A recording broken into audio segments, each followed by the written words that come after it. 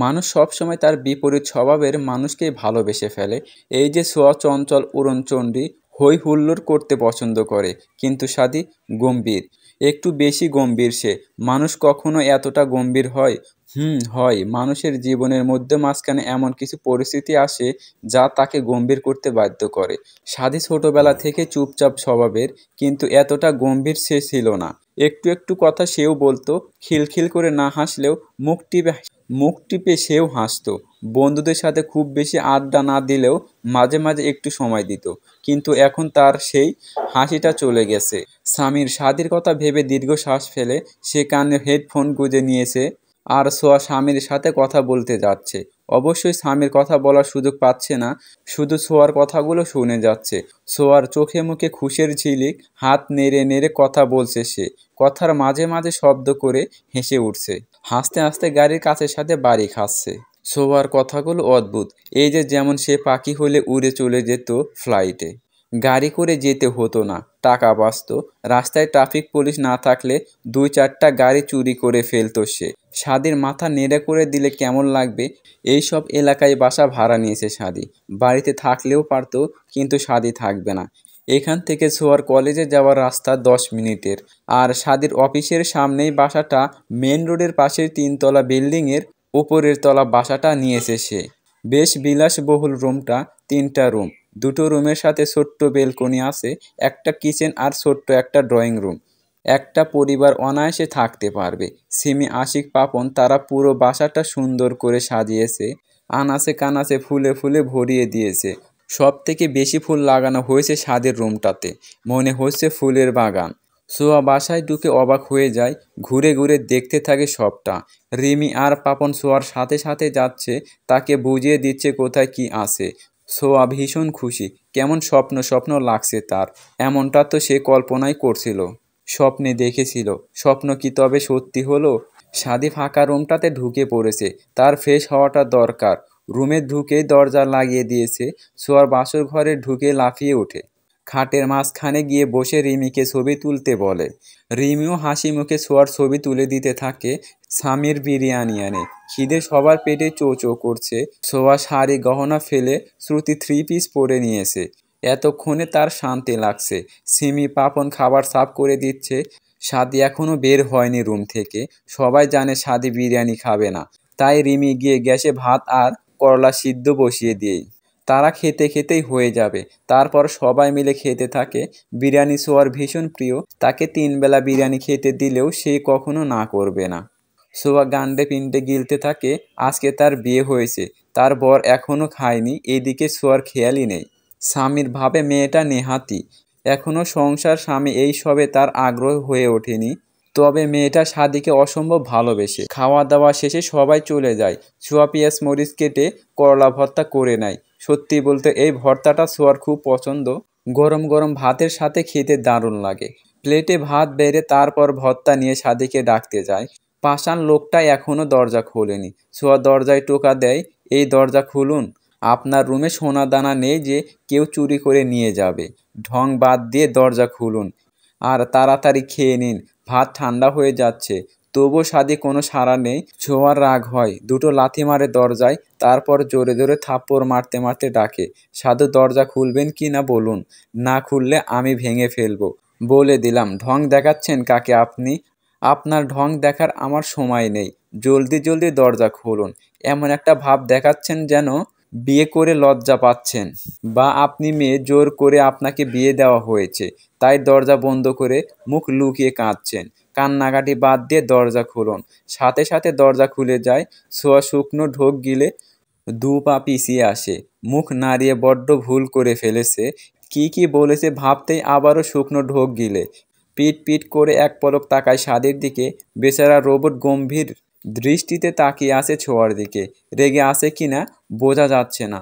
ছোঁয়া জিভ দিয়ে ঠোঁট ভিজিয়ে মাথা নিচু করে বলে, সরি, আসলে আপনি তো দরজা খুলছিলেন না, তাই ভাবলাম মুখ চালাই। শেষমেশ বিরক্ত হয়ে আমাকে থামানোর জন্য দরজা খুলে দিবেন। সাদি ফোঁস করে নিঃশ্বাস টেনে ছোঁয়ার থেকে নজর ফিরিয়ে নেয়। সত্যি বলছি, আমি শুধুমাত্র আপনাকে বের করার জন্য বেশি কথা বলছি, তাছাড়া আমি কখনোই বেশি কথা বলি না। এই যে এই বিল্ডিংয়ের কসম, আমি তো পাগল যে রাক্ষসের সামনে মুখ চালাবো। ভেরি গুড, এতদিনে নিজেকে চিনেছো। বলে সাদি খাবার টেবিলে গিয়ে বসে পড়ে আর সোয়া ভ্যাবাচাকা খেয়ে যায়। মুখের ওপর অপমান করে দিল বজ্জাত লোক, কিছু বলাও যাবে না। সাদি খাচ্ছে আর সোয়া পাশে দাঁড়িয়ে আছে। কিছু লাগলে দেবে সে। কোন রুমে থাকবে? সাদির প্রশ্নটা বুঝতে পারে না সোয়া। কোন রুমে থাকবে মানে? ভাবতে ভাবতে সোয়া খেয়াল করে সাদি পানি ঢালছে গ্লাসে। তাড়াহুড়ো করে সাদির হাত থেকে জগটা নিয়ে গ্লাসে পানি ঢালতে যায় ছোঁয়া, কিন্তু গ্লাস পড়ে গিয়ে পুরো পানিটা সাদির শরীরে এসে পড়ে। ভয়ে চোখ মুখ খিচে বন্ধ করে ফেলে ছোঁয়া। এই যে এখনই একটা ধমক খাবে সে। রাগে শরীর কাঁপতে থাকে সাদির। ভাতের প্লেটেও পানি পড়েছে, পান্তা ভাত হয়ে গেছে। ছোঁয়া কিছু বলতে যায়। এখান থেকে যাও তুমি, ইডিয়েট, সাদি গম্ভীর গলায় ধমক দিয়ে বলে। কেঁপে ওঠে ছোঁয়া, চোখ দুটো টলমল করছে। সে এক মুহূর্ত না দাঁড়িয়ে চলে যায়। সাদি আর খাওয়া হয় না। বেসিনে গিয়ে হাত ধুয়ে এঁটো থালা বাসন গুছিয়ে নেয়। এতগুলো মানুষ খেয়েছে, থালা বাসন জমে গেছে অনেকগুলো, তাই থালা বাসন মেজে নেয়। ছোঁয়া ফুল সজ্জানোর খাটে বসে আছে মন খারাপ করে। ইচ্ছে করে ফেলেছে নাকি ছোঁয়া? এভাবে ধমক দেওয়ার কোনো মানে হয়? পাষাণ লোক। ছোঁয়া মনে মনে সাদিকে বকা দিচ্ছে। তখনই সাদি ঢুকে পড়ে ছোঁয়ার রুমে। ছোঁয়া চোখ দুটো বড় বড় করে ফেলে। লোকটা এখানে কেন এসেছে? বাসর করতে? ইস, ছোঁয়া লজ্জায় লুকাবে কোথায়? সাদি কি তাহলে আমিষ হয়ে গেল? বিয়ের রাতে রাত 12টায় ফুল সাজানো রুমে বউয়ের কাছে মানুষ কেন আসে? ছোঁয়া সবটা জানে। সে তার বান্ধবীর কাছ থেকে শুনেছে। A to Z সবটা শুনেছে সে। লজ্জায় নাল নীল হতে থাকে ছোঁয়া।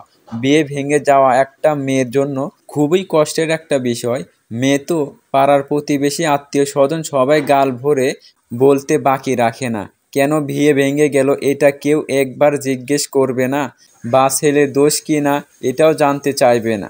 সকলেই এক বাক্যে বলে উঠবে মেয়েটার কোনো সমস্যা আছে, বদনাম রটিয়ে দেবে। কিছু কিছু মেয়ে তো আবার মা, এমন যেন নিজেই তার মেয়েকে উঠতে বসতে কথা শোনায়, গালাগালি করে, মরে যেতেও বলে।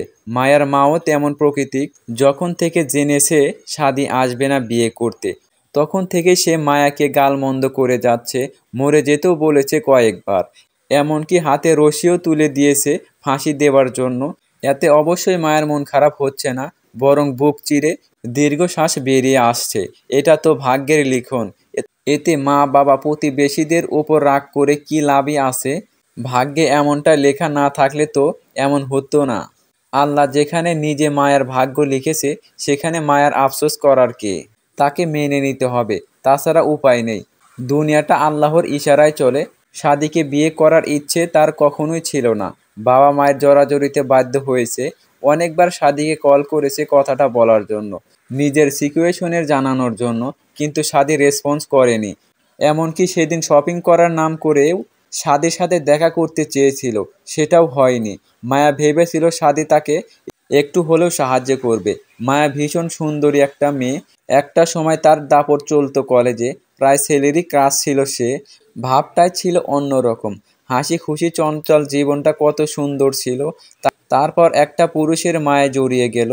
পুরুষটা নিজেই এসেছিল মায়ার জীবনে। দীর্ঘদিন পেছনে পেছনে ঘুরছে, মায়াকে মানাতে চেয়েছে।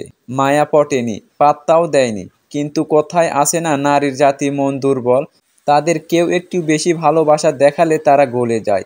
মায়ারও তাই হয়েছে। ছেলেটার অতিরিক্ত ভালোবাসা দেখে গলে গিয়েছিল, জীবন দিয়ে ভালোবেসে ফেলেছে তাকে। ব্যাস, সুখের দিনগুলো ফুরিয়ে গেল। এত অল্প বয়সে কি মানুষের সুখ ফুরিয়ে যায়? 2 দিনের জন্যই তো পৃথিবীতে আসা, অনেকটা ঘুরতে আসার। তাহলে এই 2 দিনের জীবনের এত কষ্ট কেন? আল্লাহ কি মানুষকে কষ্টের সাথে পরিচিত করতেই দুনিয়াতে পাঠিয়েছে?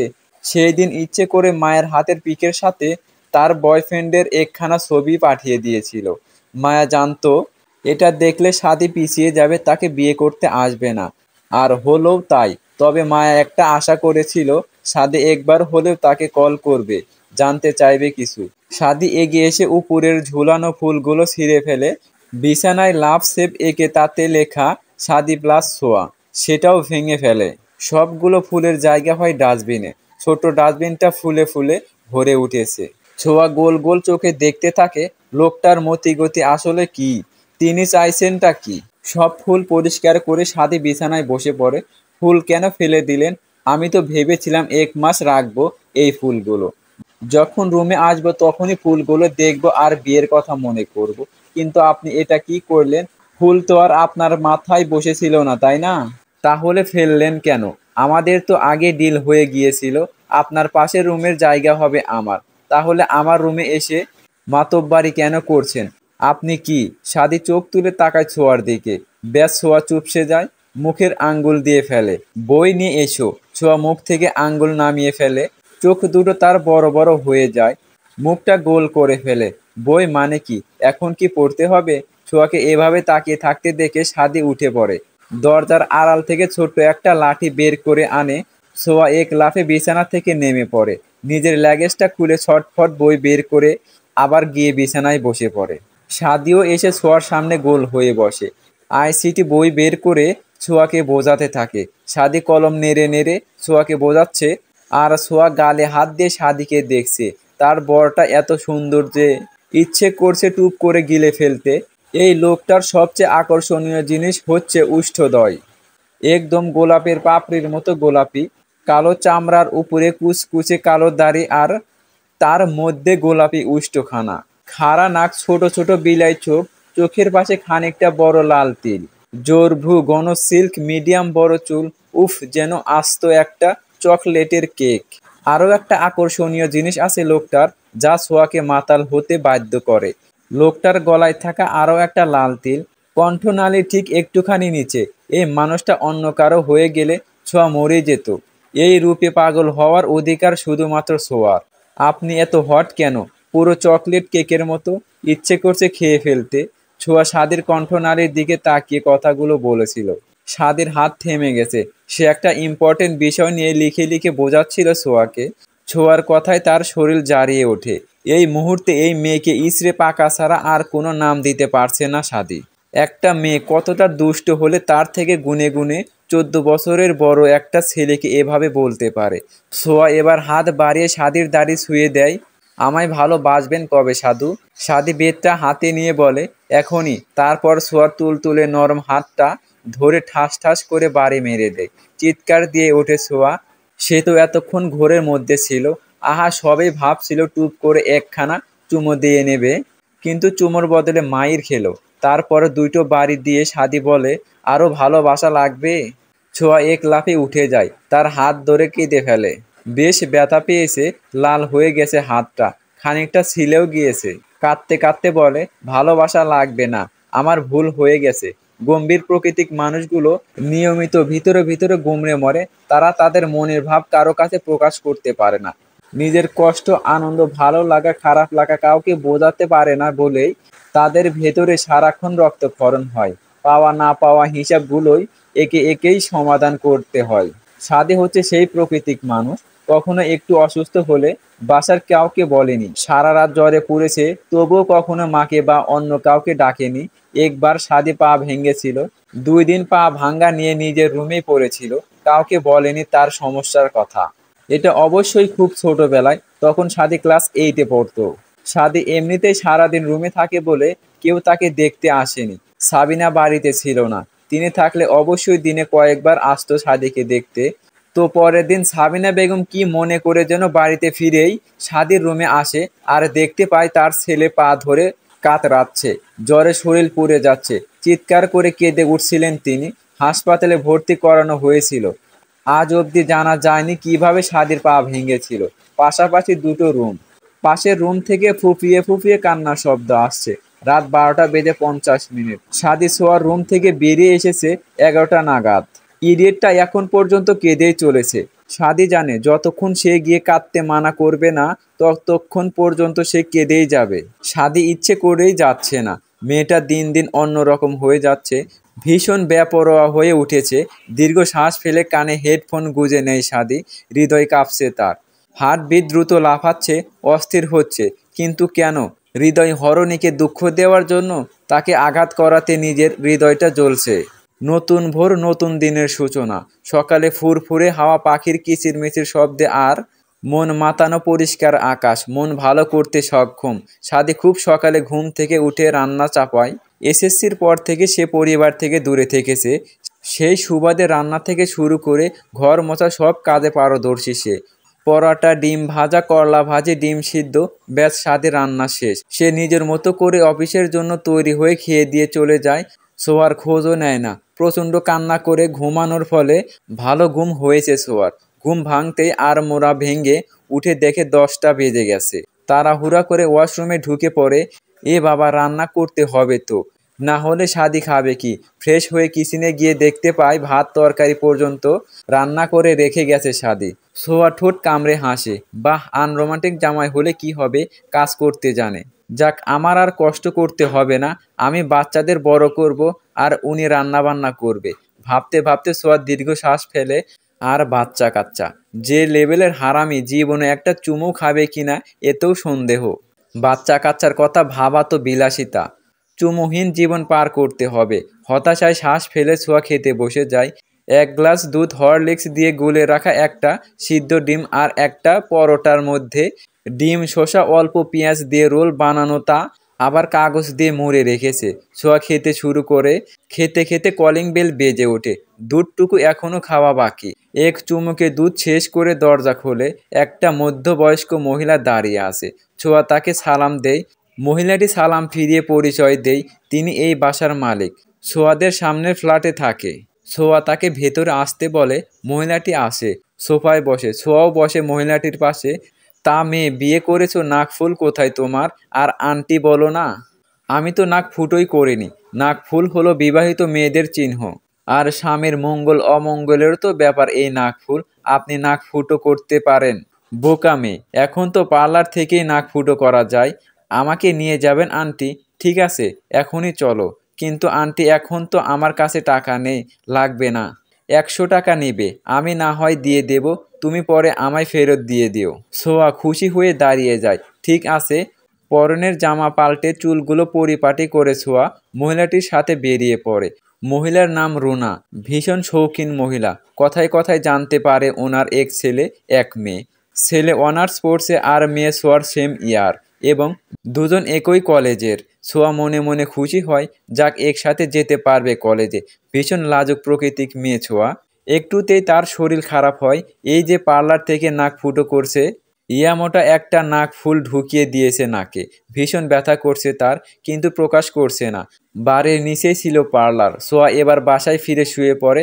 নাকের ব্যথায় জ্বর আসবে মনে হচ্ছে।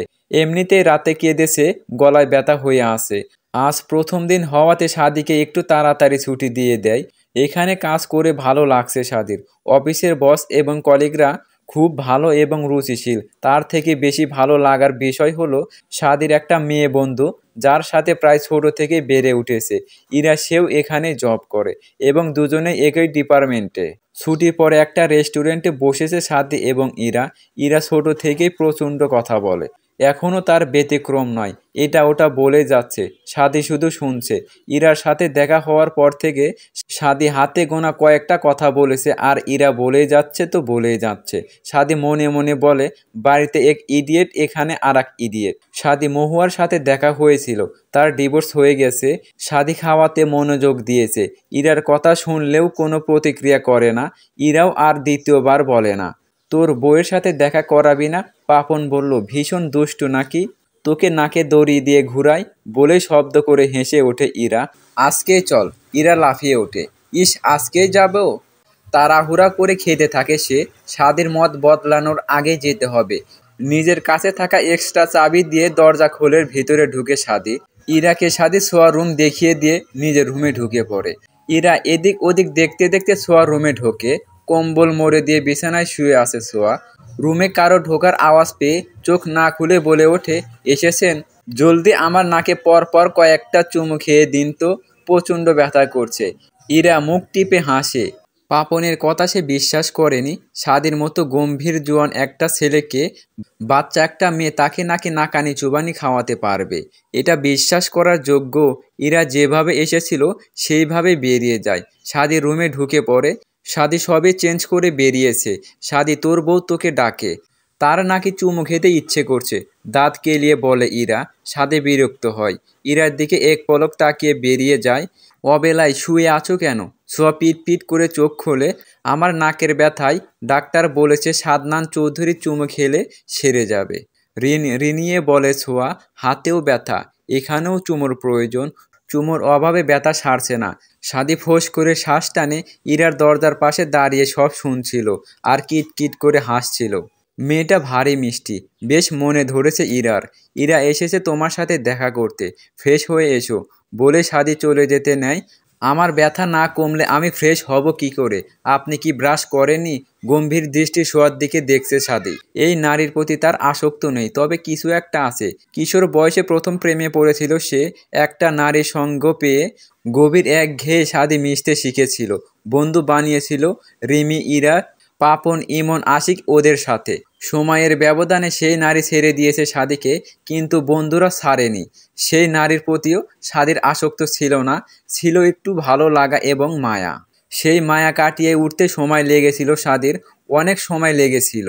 এখনো হয়তো মনের কোথাও সেই নারীর জন্য মায়া কাজ করে। সেই নারীর হাতটা ধরার ইচ্ছা করছিল সাদির, কিন্তু ধরতে পারেনি। সেই নারী লালটে দীর্ঘ চুমু খেয়ে বলার ইচ্ছে ছিল আমাকে ছেড়ে যেও না, কিন্তু বলতে পারেনি। তার আগে মায়াবী নারী ছেড়ে দিয়েছে সাদিকে। যেদিন সেই নারীর বিয়ে ছিল সেই দিন সোয়ার ভীষণ জ্বর ছিল, মনে আছে সাদির?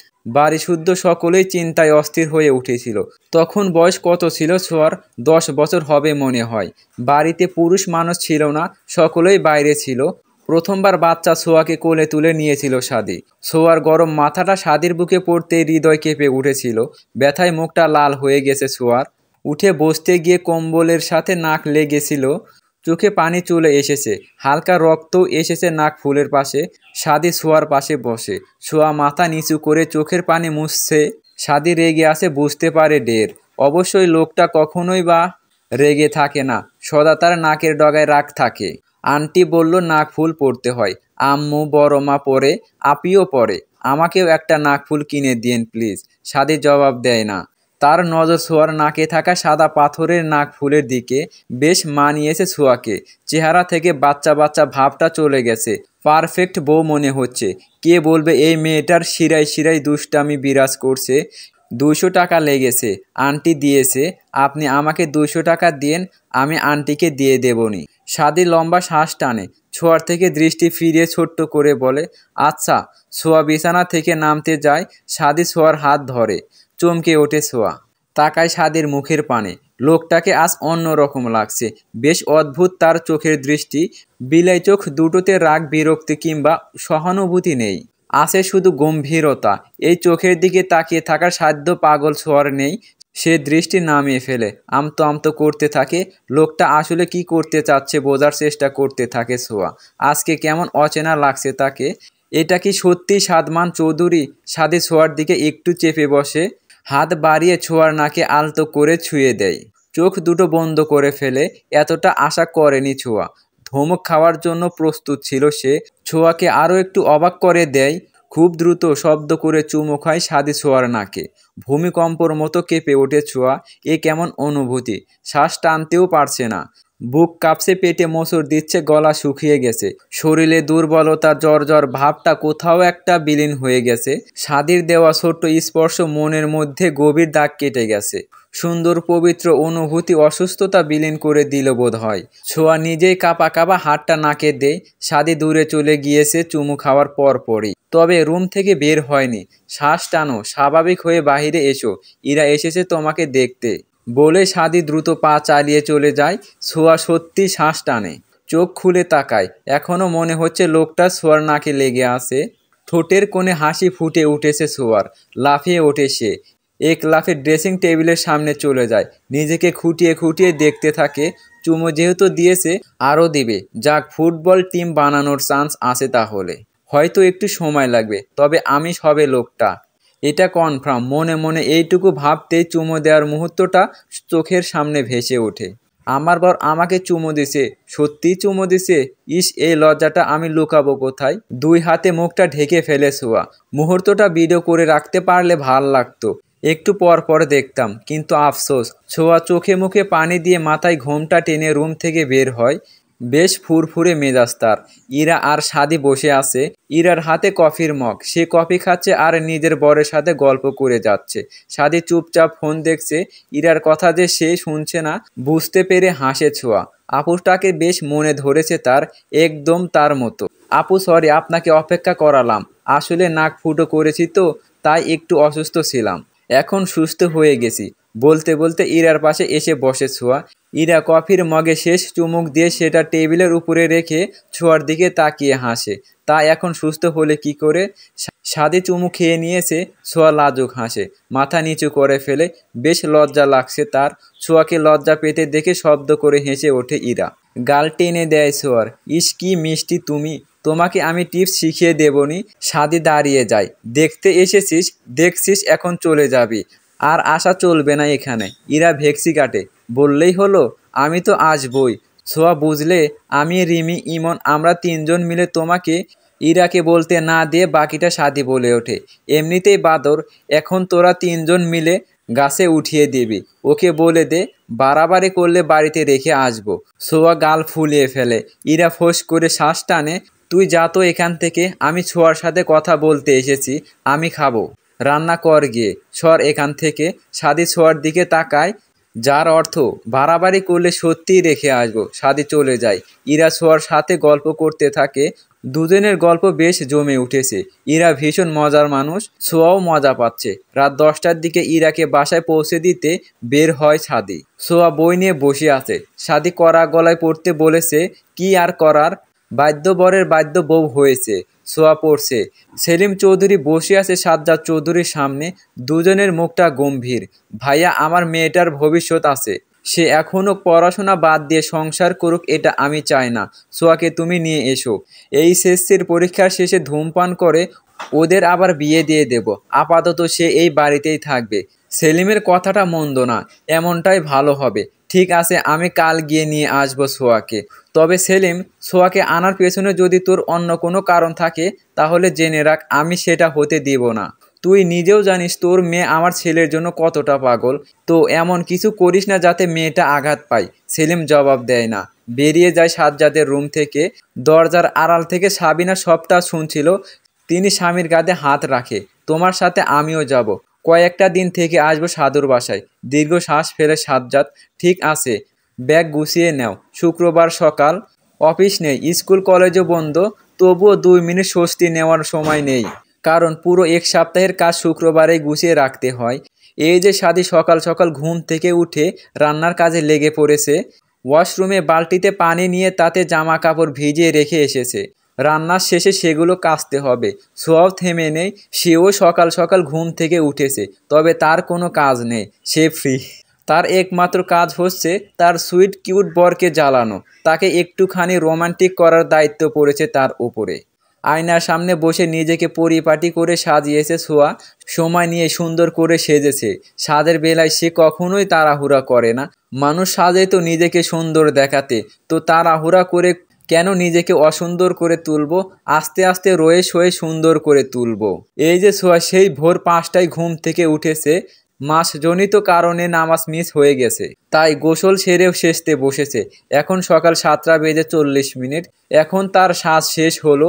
নীল রঙের 3 পিস, ঠোঁটে মোটা করে কাজল আর ঠোঁটে টকটকে লাল লিপস্টিক, 2 হাত ভর্তি নীল কাচের চুড়ি, লম্বা চুলগুলো সুন্দর করে আঁচড়ে ছেড়ে দিয়েছে। লাস্ট বার আয়নায় নিজেকে দেখে গুটি গুটি পায়ে এগিয়ে যায় কিচেনে, যেখানে ছোঁয়ার সুন্দর শেফ খুব মনোযোগ দিয়ে রান্না করছে। ছোঁয়া প্রথমে পেছন থেকে জড়িয়ে ধরে সাদিকে।